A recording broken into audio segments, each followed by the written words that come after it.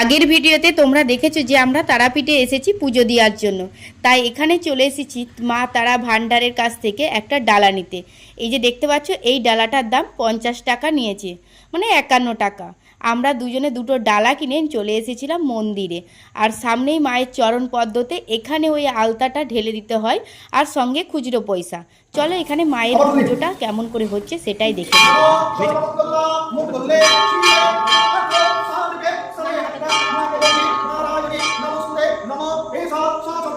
মায়ের পুজো দেওয়ার পরে আমরা চলে এসেছি ওই যে ডালাতে ছিল মোমবাতি প্লাস ধূপ, ওই দুগুলো জ্বালিয়ে নেওয়ার জন্য। এখানে আলাদা আলাদা করে জায়গা আছে জ্বালিয়ে দেওয়ার জন্য, মোমবাতির আলাদা একটা জায়গা আর ধূপের একটা জায়গা।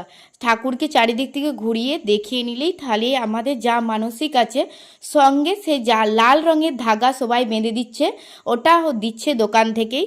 কারোর যদি মানসিক থাকে সেই মানসিক করেই ধাগাটা বাঁধতে হবে, এবং মানসিকটা ফলে গেলে কিন্তু এই ধাগাটা খুলে দিয়ে যেতে হবে। এটাই এখানের নিয়ম, আমি যতটুকু জেনেছি এদের কাছে।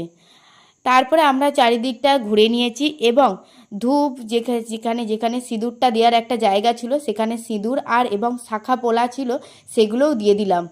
আর আমরা দুই বন্ধু মিলে বলছিলাম যে আমরা কিন্তু ঘণ্টাটা বাজাবই, আর ঘণ্টাটা বাজিয়ে আমরা